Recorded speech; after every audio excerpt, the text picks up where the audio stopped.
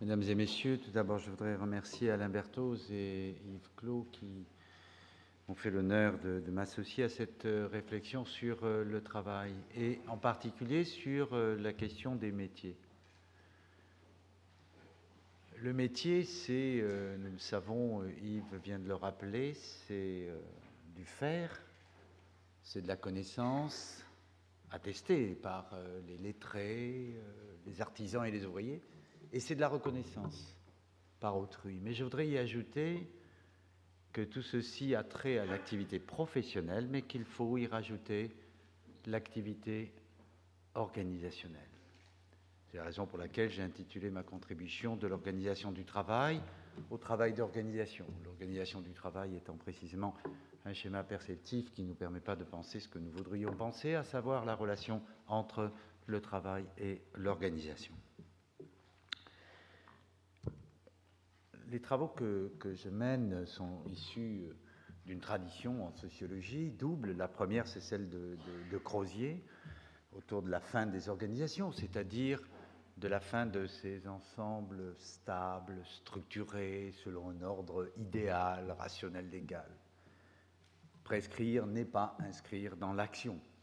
Il y a, nous le savons, depuis le phénomène bureaucratique de 62, des failles dans le système, des incidents et des pannes, mais aussi des accidents, dont par exemple la catastrophe du 21 septembre 2001 à Toulouse, qui a vu cette usine chimique exploser et qui a entraîné une crise, c'est-à-dire une situation à moyens dépassés, où l'activité professionnelle des pompiers, des médecins, des travailleurs sociaux, mais aussi de ceux qui ont souhaité procéder aux réparations et au suivi des victimes, juristes, épidémiologistes, médecins, etc., ont été amenés à repenser l'organisation dans le cours de l'action. Autrement dit, cette fin des organisations veut dire qu'elles s'intègrent, se diluent de plus en plus dans le cœur même des activités professionnelles.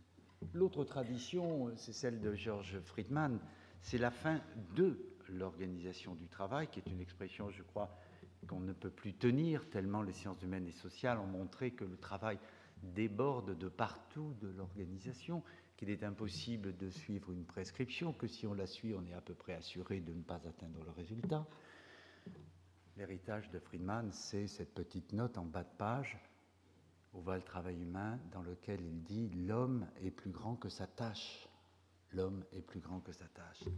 Il fait une critique extrêmement ferme du taylorisme, mais surtout de la division du travail, avec cette intuition qui est cette phrase sur une espèce de théorie du rapprochement. Seul le rapprochement du milieu ouvrier, l'exécution, du milieu de décision, porte en lui de sérieuses chances de dépasser la condition ouvrière, nous dit-il, notamment dans le traité de sociologie du travail. Alors, nous sommes bien dans une situation de déficit organisationnel qui entraîne un malaise professionnel que nous connaissons bien, la non-reconnaissance du travail, par exemple. Ils ne savent pas le terrain. Des compétences ignorées, on met n'importe qui, n'importe où. Du travail empêché, on fait un mauvais travail, on n'a pas les moyens de travailler. On a des injustices, on a un ressenti de copinage. Je prends quelques phrases au hasard de nos recherches. Mais ce malaise professionnel est aussi un malaise organisationnel. Car qu'est-ce qui est en jeu aujourd'hui? Qu'est-ce qui se discute? On fait des travaux dans des grandes entreprises de communication, télécommunication, mais dans la fonction publique territoriale, enfin dans un certain nombre de secteurs comme cela. Qu'est-ce qui est en jeu aujourd'hui? C'est l'efficacité des choix qui sont en question, y compris par les agents de base. Les décisions apparaissent absurdes, dénuées de sens, contradictoires, les décisions d'organisation.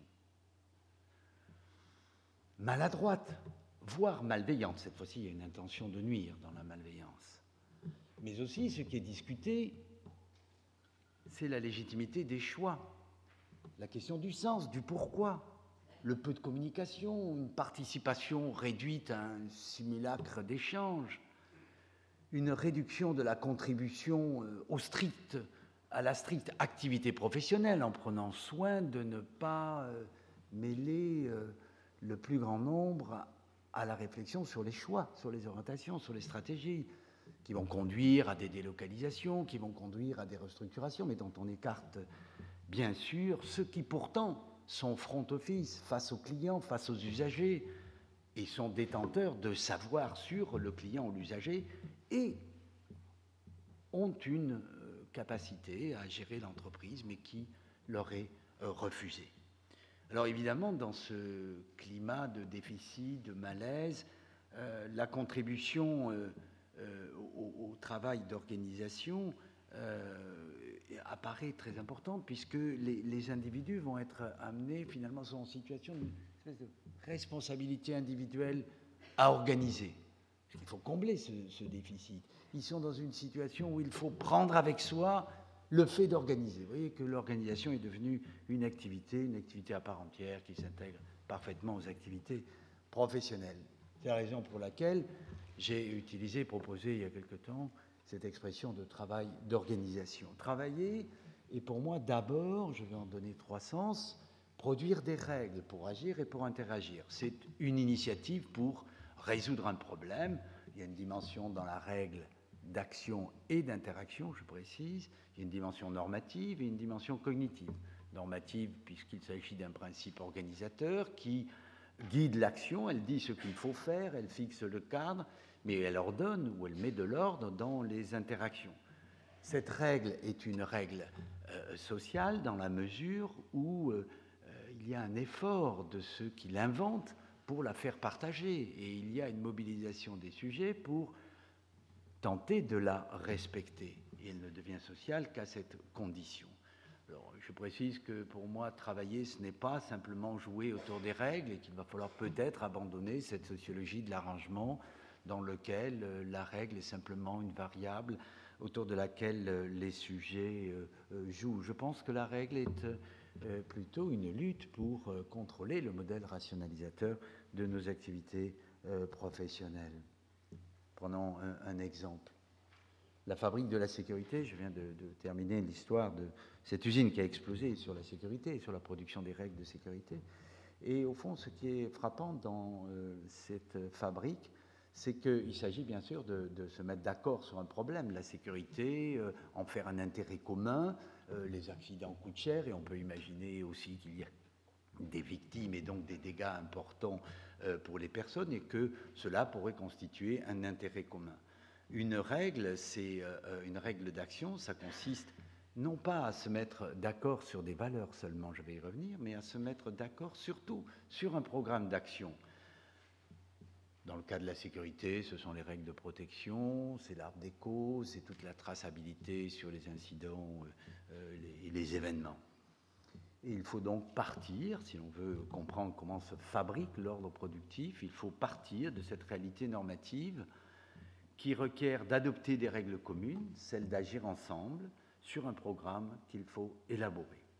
Ce n'est pas simplement trouver un accord théorique sur des valeurs, et la dimension cognitive ne suffit pas.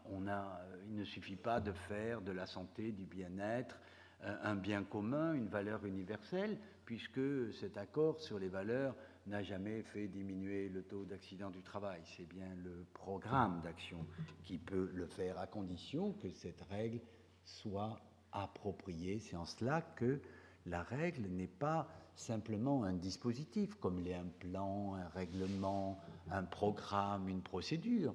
C'est cela, mais à condition que ça soit approprié, co-construit, ce qui veut dire alors à condition que le dispositif rencontre les dispositions. Et c'est sans doute cette rencontre qui constitue la profondeur d'une règle. Travailler, en un deuxième sens, c'est construire des collectifs. Alors évidemment, construire des collectifs paraît tout à fait banal. Le mot coopération a déjà été cité plusieurs fois. Mais il aura fallu un certain temps pour tous ceux qui travaillent apprennent à sortir des alvéoles, c'est-à-dire de tout ce qui structure les univers professionnels, dont Fayol a été l'un des formalisateurs les plus avancés sur cette conception des alvéoles. Il y a une place pour chacun et chacun est à sa place, un univers très ordonné, aristotélicien, évidemment, qui n'est pas l'univers de Galilée, mais qui est un univers extrêmement ordonnée. On sait très bien que dans cette toponymie, dans cette logique des places, on a peu de chances d'arriver à travailler, on a peu de chances d'arriver à produire quoi que ce soit qui ait une efficacité ou une certaine légitimité. Donc on apprend à quoi? On apprend à sortir des alvéoles. On apprend à essayer de se rapprocher, nous le verrons tout à l'heure en reprenant l'expression de Friedman, se rapprocher des autres. La formation des règles est cette occasion qui va mobiliser des individus qui deviennent des collectifs. Il n'y a pas de collectif qui préexiste à l'action, sauf à avoir cette présupposé classiste selon lequel la position détermine l'action. Il n'y a pas, selon moi, des collectifs qui préexisteraient à l'action. Ils se construisent dans et par l'action. Il y a des groupes professionnels, mais qui ne sont pas des coalitions d'intérêts, qui ne fonctionnent pas sur des marchandages simples, mais qui font le pari qu'agir ensemble peut être meilleur. Un exemple, la règle de rapprochement, un exemple de ce qu'est sortir de ces alvéoles. Il va falloir se rapprocher donc des autres dont on dépend, qui détiennent des savoirs, avec qui il faut articuler nos actions. Je prends un exemple dans les prisons, nos recherches qui ont été menées dans les organisations pénitentiaires. Pour maintenir l'ordre, il faut construire des savoirs de détention pour doser l'action. Construire des savoirs de détention, ce n'est rien d'autre que se rapprocher des détenus, tisser un lien pour avoir la bonne info et anticiper, développer des interactions verbales pour calmer le jeu, accepter une tolérance pour détendre l'atmosphère, vous savez, ce fameux yo-yo qui permet de communiquer d'une cellule à l'autre, marchander une dérogation contre une demande qui est faite, ou bien faire des compromis à chaud, négocier à chaud. Il faut donc se rapprocher des détenus, des collègues. Et enfin, la troisième idée que je voudrais avancer de ce travail d'organisation, c'est pas simplement produire des règles, c'est pas simplement construire des collectifs, mais c'est aussi négocier. Pourquoi? Parce qu'une règle, elle exprime un rapport de force qui est asymétrique, mais en même temps, sa construction modifie le rapport de force. Autrement dit, les relations de pouvoir ne constituent pas un donné, mais constituent une réalité qui va se transformer à l'occasion de cette production normative. Ce qui s'affronte, cependant, c'est bien des prétentions normatives. Et la négociation va institutionnaliser la confrontation et d'une certaine manière tenter de trouver une convergence acceptable. Le résultat de cette négociation, ce n'est pas simplement un compromis, un accord, mais la négociation renforce l'intégration sociale. La menace, ce n'est pas le conflit, mais c'est l'abandon de la négociation. Cette production normative, cette production de règles, et vous l'avez compris, qui emprunte beaucoup à une troisième tradition, pas simplement celle de Crozier ou celle de Friedman, mais celle de Jean-Daniel Reynaud, dont je suis, si ce n'est un élève, en tout cas quelqu'un qui essaye de poursuivre la réflexion dans ce cadre-là, au travers d'une théorie du travail d'organisation. Dans cette troisième dimension de travail d'organisation concernant les relations de pouvoir, je voudrais insister en terminant pour montrer combien les relations de pouvoir sont transformées par cette production normative. Qu'est-ce que le pouvoir? C'est bien une décision négociée de faire accomplir une action. C'est une décision d'action. Il y a plusieurs déplacements qui s'opèrent. Le premier, c'est qu'on passe du pouvoir sur un sujet vers un pouvoir pour des règles. Autrement dit, ce qui m'apparaît dans nos travaux, c'est que la contestation, la protestation, elle est de moins en moins contre les règles et de plus en plus pour les règles, pour les contrôler, pour les fabriquer. Et surtout pour ne pas laisser l'hégémonie à certains de ce pouvoir normatif. Le deuxième déplacement, c'est un pouvoir vers la négociation, un engagement à participer au programme d'action. En conclusion, je voudrais dire que l'avenir des métiers, me semble, on peut répondre très positivement. Le métier, dans le dictionnaire historique de la langue française, c'est entre le ministère quasiment divin et le mystère. Mais enfin bon, je crois que tu as déjà, Yves, montré qu'il n'en était rien. C'est bien ce que l'on fait, ce que l'on sait, bien sûr, et ce que l'on est, qui est reconnu par d'autres, mais c'est cette capacité d'agir et c'est cette autonomie qui nous amène à redéfinir nos contextes d'action. Il n'y a pas d'un côté l'activité professionnelle et de l'autre côté l'activité organisationnelle, comme s'il y avait d'un côté le travail et de l'autre côté l'organisation. Il me semble aujourd'hui qu'il y a ce que j'ai appelé un déficit des défaillances, mais il y a une obligation à organiser. Le fait d'organiser fait partie de notre activité professionnelle sans que cela soit reconnu, je dirais même que c'est refusé dans le pouvoir d'initiative, le pouvoir de négocier et dans le pouvoir effectivement de contribuer à la définition des choix et des orientations. Je vous remercie.